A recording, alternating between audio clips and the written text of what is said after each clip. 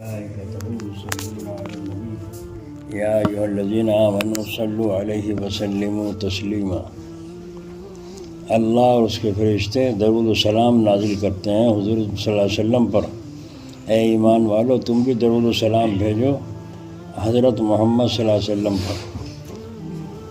تو یا ایھا الذین آمنوا صلوا علیہ وسلموا تسلیما، تو اللہ کا حکم ہے، درود پاک درود و سلام پڑھنے کا اللہ کا حکم ہے۔ جیسے نماز پڑھنے کا اللہ کا حکم ہے واقیم الصلاۃ، ایسے درود پاک پڑھنے کا بھی حکم اللہ ہی کا ہے۔ یا ایھا الذین آمنوا صلوا علیہ، درود پڑھو تو حکم ہوا، اور حکم جیسے نماز کا حکم ہے ایسے درود پاک کا بھی حکم ہے۔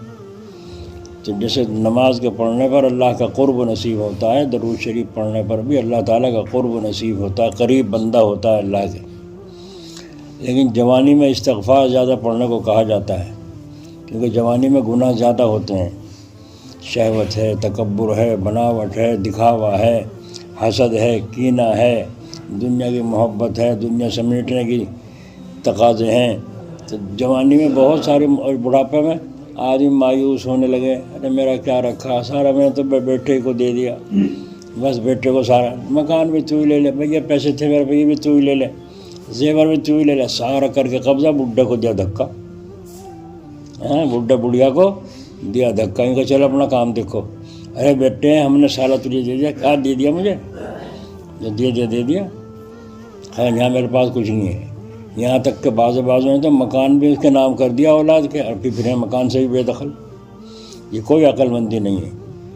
تو اللہ کا حکم جو مانے گا انشاءاللہ تعالیٰ راحت میں رہے گا، یہاں بھی اور وہاں بھی مزے سے رہے گا۔ تو بہت سے لوگ زندگی میں اپنا مکان زمین تقسیم کر لیتے ہیں، سب کو دے دیا، اپنا رہ گئے کنگال میں کے مالک۔ یہ غلط طریقہ ہے۔ اپنا حصہ الگ رکھو، اپنا مکان الگ رکھو، بچوں کو دینا ہو دو، اپنا کرو کھاؤ، اپنا پیروں اپنی نگرانی میں انہیں اپنا پیروں کھڑا کرنے کی کوشش کرو، لیکن تم خود ان کا محتاج نہ بنو۔ اگر تم ان کا خود محتاج بنو گے تو الزام اپنے کو دینا، اللہ کو نہ دینا کہ اللہ نے ایسا کر دیا۔ اللہ تعالیٰ کسی پر ظلم نہیں کرتا، ہم خود ظالم ہیں، اپنی جانوں پر ظلم کر رہے ہیں الٹے سیدھے کام کر کے۔ تو اس لیے یہ جو ہے درود و سلام اللہ تعالیٰ کا حکم ہے، اسی لیے ہم پڑھتے ہیں۔ تو کیوں پڑھتے ہیں؟ اس لیے کہ حدیث شریف میں اس کی خبر دی گئی ہے کہ جو آدمی ایک دفعہ درود پڑھے گا 10 رحمتیں نازل ہوں گی، 10 گناہ معاف ہوں گے، 10 درجے جنت میں اللہ تعالیٰ بلند فرمائے گا۔ اور ایک تعداد اگر 1000 دفعہ روزانہ پڑھ کر کے روزانہ پڑھ کے سوئے تو مرنے سے پہلے اللہ تعالیٰ جنت میں اس کا ٹھکانہ بھی دکھا دیں گے، یہ طرح ٹھکانہ ہے جنت میں تجھے جانا ہے۔ تو اس لیے بعض بزرگوں نے درود پاک کی تعداد مقرر کی، 10,000، 20,000، 50,000، 1,25,00,000۔ تو جوانی میں استغفار زیادہ پڑھنے کو کہا جاتا ہے تاکہ گناہ دھلتے رہیں، میل دھلتا رہے، گندگیاں دھلتی رہیں۔ اور جب بڑھاپا آ جائے تو پھر درود پاک کا ورد زیادہ کرتے ہیں اللہ والے، کیوں کہ اب گندگیاں تو صاف ہو گئیں استغفار سے، اور خود ہی مایوسی چھا چکی ہے دنیا سے۔ اب تو یوں سوچ رہا ہے گھڑی کی چوتھائی میں بلاوا آ جائے، اپنی جنت میں گھر پہنچ جاؤں۔ اب تو مایوسی چھا چکی ہے، تو اب ضرورت ہے خوشبو کی، اور درود پاک خوشبو ہے۔ درود پاک خوشبو ہے، تو اب روح میں خوشبو پیدا کرنے کے لیے درود پاک کا جو ہے کثرت اللہ والے کرتے ہیں آخر میں، شروع میں استغفار۔ حضرت تھانوی رحمۃ اللہ علیہ سے کسی نے پوچھا، حضرت قرآن شریف کے پڑھنے پر 1 حرف پر 10 نیکیاں، بس 1 حرف پر 10 نیکیاں، اور درود شریف پڑھنے پر اتنی نیکیاں، ایک دفعہ پڑھو 10 رحمتیں نازل ہوں، 10 گناہ معاف ہوں، 10 درجے جنت میں بلند ہوں، اللہ تعالیٰ کا قرب نصیب ہو، روزی میں برکت ہو، ہے نا، قرضے سے اللہ تعالیٰ چھٹکارا عطا فرماویں، دنیا کی محبت، اللہ تعالیٰ دنیا کی محبت اس کے دل سے نکال کے دنیا والوں کے دلوں میں اس کی محبت پیدا فرما دیں۔ یہ درود پاک پر اتنے فضائل، تو قرآن شریف تو سب سے بڑھ کر ہے، اس پر اتنا وعدہ نہیں ہے جتنا درود پاک پر ہے۔ اس کی کیا وجہ؟ سوال سمجھ میں آ گیا؟ اب جواب سنو حکیم الامت کا، فرمایا قرآن پاک کے پڑھنے والے جو ہیں وہ اللہ تعالیٰ کے محبوب ہیں، قرآن شریف پڑھنے والے اللہ تعالیٰ کے محبوب ہیں، مقرب ہیں، اور درود پاک پڑھنے والے لوگ جو ہیں وہ مزدور ہیں، جتنے کرو گے اتنے پالو گے، جتنا کرو گے اتنا پالو گے۔ اور قرآن پاک کے پڑھنے والے کیا ہیں؟ اللہ تعالیٰ کے محبوب، سبحان اللہ، مقرب۔ تو جو ایک تو ہوتا ہے بادشاہ کا نوکر اور ایک ہوتا ہے بادشاہ کا مقرب، تو جو بادشاہ کا مقرب ہوتا ہے اس کی تنخواہ نہیں ہوتی، تم بادشاہ کو محبت ہے اس سے۔ جب وزیر صاحب کو کوئی ضرورت پڑے گی، ضرورت پریشانی پیش آئے گی، تو اس مقرب سے سفارش کرواوے گا جس کی تنخواہ نہیں ہے، اور وزیر صاحب کی اتنی بڑی تنخواہ ہے وہ سفارش کروا رہے ہیں، کس سے؟ مقرب سے۔ تو قرآن کریم زیادہ پڑھنے والے لوگ اللہ تعالیٰ کے مقرب ہیں۔ اور اس کی دلیل کیا ہے؟ قرآن شریف میں موجود ہے، حضرت موسیٰ علیہ السلام نے سے جادوگروں کا جب مقابلہ ہوا تو فرعون نے جادوگروں کو بلایا، اور جادوگروں کو بلا کے کھڑا کر دیا، ان سے مقابلہ کرنا ہے، اسے ہرانا ہے، یہ کرنا ہے۔ تو جادوگروں نے یوں کہا، یہ بتاؤ اگر ہم کامیاب ہو گئے ہمیں کیا ملے گا؟ سودا طے ہو رہا ہے، اگر ہم کامیاب ہو گئے تو ہمیں کیا ملے گا؟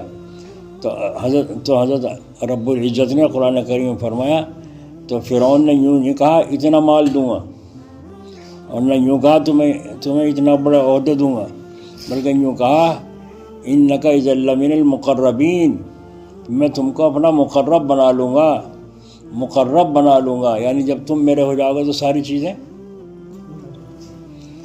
ہے نا۔ ایک بادشاہ نے اعلان کیا، جب وہ گدی نشین ہوا تو اس نے سامان لگا دیا، چاروں طرف ہیرے جواہرات، یہ اور وہ دنیا بھر کا، اور اعلان کر دیا دربار میں، آج انعام کا دن ہے، جو جس چیز کو ہاتھ لگا دے، ہاتھ رکھ دے اس پہ، وہی اسی کی۔ کسی نے ہیرو کی ٹوکری پہ ہاتھ رکھ دیا، کسی نے کہیں پہ ہاتھ رکھ دیا، کہ سب اپنے اپنی من پسند۔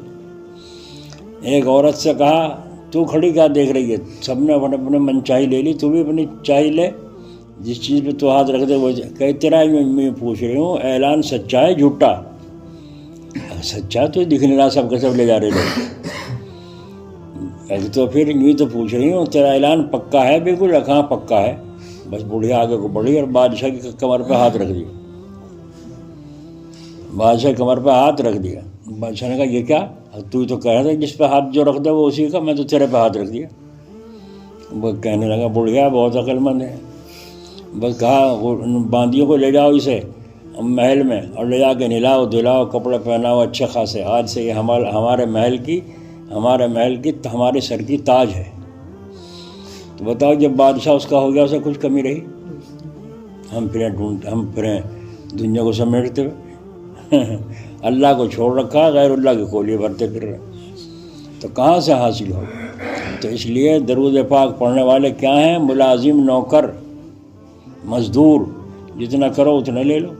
اور قرآن پاک کے پڑھنے والے کیا ہیں؟ اللہ تعالیٰ کے مقرب، اللہ تعالیٰ کے محبوب۔ تو اس لیے رمضان شریف کا مہینہ آ رہا ہے، رمضان کو اللہ کے کلام سے بڑی مناسبت ہے۔ جتنی آسمانی کتابیں نازل ہوئیں سب کی سب رمضان شریف ہی میں نازل ہوئی، یہاں تک کہ قرآن کریم بھی رمضان ہی میں نازل ہوا، شہر رمضان الذی انزل فیہ القرآن، تو رمضان ہی میں قرآن پاک نازل ہوا۔ تو معلوم ہوا کہ قرآن شریف کے پڑھنے کو رمضان میں زیادہ دخل ہے اللہ کے قریب ہونے میں۔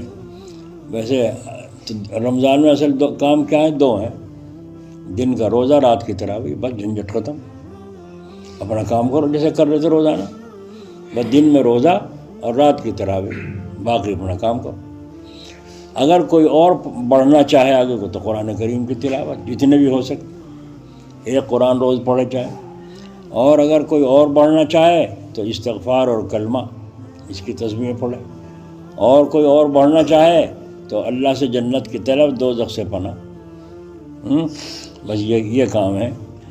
اور پھر رمضان شریف میں افطاری، سحری، دوسروں کو کھلانا، چھکوں کو بھی کھلانا، بھوکوں کو بھی کھلانا، یعنی کہ بھوکے کو کھلاوے امیروں کو نہیں، سب کو کھلایا. روزہ افطار کرانے میں امیر غریب دیکھنا پڑے گا یا روزہ دار دیکھنا پڑیں گے؟ روزہ دار دیکھنا پڑیں گے. اور فرمایا جس نے پانی پلا کر شربت پلا کر کسی کا روزہ افطار کیا تو فرمایا قیامت کے دن میرے حوض سے اسے پانی سے سیراب کیا جائے گا.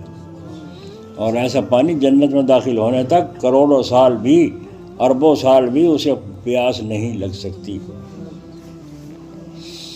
سمجھ میں آئی؟ اللہ تعالیٰ اپنے فضل سے نصیب فرمائے. لیکن وہ چیزیں پردے میں ہیں، ہے نا.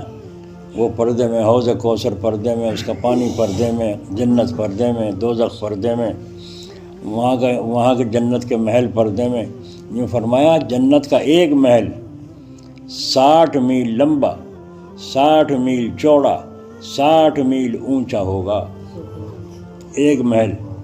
اور حضرت تھانوی رحمۃ اللہ علیہ تو اس کے کتنے گیٹ لکھے ہیں، کتنے دروازے لکھے ہیں. دروازے بھی کہیں کہیں کے لکھے ہیں، زبرجد کے، اور کن کن چیزوں کے بنے ہوئے ہوں گے، بڑی لمبی تفصیل ہے. تو اب ہم سوچیں 500 گز کا پلاٹ ہی ہمیں تو وہ دکھائی دے رہا سب جنے ہندوستان کے مالک ہو گئے. اور وہاں اتنا بڑا ایک محل، جنت میں ایک محل. ہاں جنت ہے وہ، دنیا نہیں ہے. سمجھے؟ اگر ماں کے پیٹ میں بچے کو کہو جب تو دنیا میں آوے گا تو 6 فٹ کی تو تیری چارپائی ہوگی، 6.5 فٹ کی، ہے نا. اور تیرے منہ میں 32 دانت نکلیں گے، تو روٹیاں کھایا کرے گا، بوٹیاں کھایا کرے گا. تو وہ بچہ یوں کہا کہاں نکلیں گے دانت میرے؟ اب باولے نہیں پاگل یہ میرے مجھے بتا رہے اس وقت میں منہ کھایا کروں گا، پیا کروں گا. میں کیا کھایا کروں گا؟ میں نے کب کھا کے دیکھا ہوں؟ تو ناف کے ذریعے دیا جاتا ہے ناپاک وہ خون ماں کا بچے کو. تو بچہ یقین نہیں کرے گا تو آپ یوں تو کہیں گے تو جہاں دیکھ رہا ہے وہاں تو ہے نہیں دانت، اور جہاں کی ہم بات کر رہے ہیں جب وہاں آئے گا وہاں موجود ہے، وہاں آتے ہی پاوے گا. تو یوں تو کہیں گے. تو ایسے ہی جو آخرت کی باتیں ہیں وہ آخرت میں جا کر ہی معلوم ہوں گی، یہاں نہیں معلوم. یوں فرما بڈھے آدمی کا بھی قد جو ہے آدم علیہ السلام کے برابر کر دیا جائے گا، جوان کا بھی، بڈھے کا بھی، چھوٹے بچے کا بھی، سب برابر ہو جائیں گے. اور جنت میں عمر 33 یا 35 سال کی عمر کر کے جتنی جوان کی اصل اچھے جوان کی ہوتی ہے اس پہ گرہ لگا دی جائے گی، نہ کم ہوگی نہ زیادہ ہوگی. اور جنت میں دنیا کے 100 پہلوانوں کے برابر ایک جنتی کے اندر طاقت ہوگی. 100 پہلوانوں کے برابر طاقت جنت میں ایک جنتی کے اندر ہوگی. وہ جنت کی بات ہے نا، دنیا کی تو نہیں، جنت کی بات. اللہ تعالیٰ اپنے فضل سے نصیب فرمائے. تو یوں تو صحابہ امنڈتے تھے، ان کا جوش مارتا تھا ایمان. لیکن اس پہاڑ سے جنت کی خوشبو آ رہی، یعنی یہاں کو پڑ جاویں ہم اور مقابلہ کریں، مقابلہ کر کے پھر ہمارے لگ جائے تلوار، ہم شہید ہو جائیں. وہ جنت کی خوشبو آ رہی ہے، انہیں جنت کی خوشبو آ رہی تھی، ہمیں بدبو آ رہی. فرق ہو گیا نہیں ہو گیا؟ اللہ ہمیں توفیق عطا فرمائے. تو اس لیے دوستو یہ استغفار جو پڑھا گیا جمعرات کے روز، تو جمعرات تو گئی، تو جمعہ کی شب ہے نا. تو جمعرات اور پیر کو حضور اکرم صلی اللہ علیہ وسلم کے دربار میں بھی اعمال نامے پیش ہوتے ہیں. فلاں بندے نے یوں کیا ہے اور فلاں بندے نے یہ کیا ہے. اور اللہ تعالیٰ کے دربار میں تو فرشتے صبح کو بھی اور شام کو بھی، رات کے فرشتے اب آ رہے ہیں لکھ رہے ہیں، صبح کو ہی چلے جائیں گے، فجر کے بعد ڈیوٹی بدل جائے گی. اور جا کے لوح محفوظ میں ملائیں گے یوں اس دن کی تاریخ، تقدیر، اس کے کام. تو جیسا دیکھ کرتا تھا یہ لکھ کے لائے ہیں ویسا ہی اس میں لکھا ہوا ہے پہلے سے، اس کے خلاف ذرا سا بھی نہیں ہے نا. تو اب تقدیر کا تو ہمیں پتہ نہیں کیا ہے، لیکن اپنے اختیار کے جو کام ہے کرنے کو تو کرنے چاہیے نہیں. اللہ تعالیٰ اپنے فضل سے ہمیں توفیق عطا فرمائے.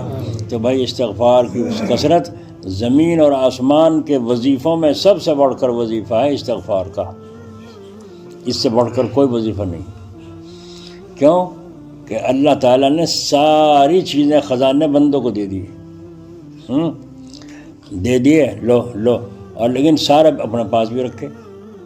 اور جتنے تقسیم اللہ کرتے رہیں گے کبھی اللہ کے خزانوں میں کمی نہیں آئی. لیکن ایک چیز ایسی ہے اللہ نے اپنے خزانے میں رکھی ہی نہیں، مل جا چھٹی ہے ہی نہیں ہمارے پاس. تو ہمارے دادا مرحوم کہا کرتے تھے، اللہ ان کے درجے بلند فرمائے، یہ کہنے لگے بیٹے بتاؤ اللہ تعالیٰ کے پاس سب کچھ ہے؟ میں نے کہا ہاں جی سب کچھ ہے۔ کہنے لگا اللہ کے پاس کیا چیز نہیں ہے؟ میں نے کہا سب کچھ ہے۔ اللہ کے تعالیٰ کے پاس کیا چیز نہیں؟ سب کچھ ہے۔ کہنے وہ بتاؤ جو چیز ہے نہیں اللہ کے پاس۔ تو ہم نے کہا کہ ہماری تو سمجھ میں آئی نہیں کون سی چیز اللہ کے خزانوں میں نہیں ہے۔ تو انہوں نے کہا عاجزی، انکساری، تواضع، جھکنا۔ اللہ جھکے کسی کا آگے؟ ساری دنیا باغی ہو جاوے، کافر ہو جاوے، جب بھی نہیں جھکے دفے ہو جاؤ۔ تو اللہ کے خزانوں میں کیا نہیں ہے؟ عاجزی نہیں ہے، وہ اس کے سامنے جھکتا نہیں۔ اس لیے بندوں کو یہ خزانہ عطا فرمایا، جو بندہ خدا کے سامنے عاجزی کرتا ہے اللہ کو اتنا ہی پیار آتا ہے۔ اجی 100 روپے دے دو، اجی 500 روپے دے دو، اجی 100 روپے، اجی 50 ہی دے دو۔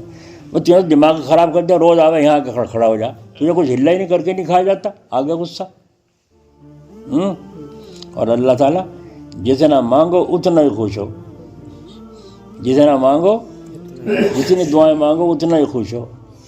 ہائے ہائے، مانگنے کو بھی ہمیں فرما دیا، مانگنے کا ڈھنگ بھی بتلا دیا، بلکہ مضمون بھی ہر ایک درخواست کا یا رب تو نے خود ہم کو سکھلا دیا۔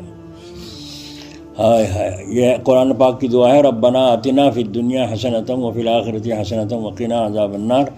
یہ دعا وہ ہے جو قبول ہوئی بھی ہے، یعنی اللہ کو پسند ہے، جبھی تو نازل کی قرآن کریم میں۔ کہا یوں کہو اے ہمارے پالنے والے، ہمیں دنیا کی بھلائیاں عطا فرما۔ علماء نے لکھا ہے جو شخص اس دعا کو صبح شام 21 مرتبہ پڑھے گا، اللہ تعالیٰ دنیا میں بھی اور آخرت میں بھی اس کو مزیدار زندگی نصیب فرمائے گا۔ 21 دفعہ ربنا آتنا، دنیا میں مزے اور آخرت میں بھی مزے۔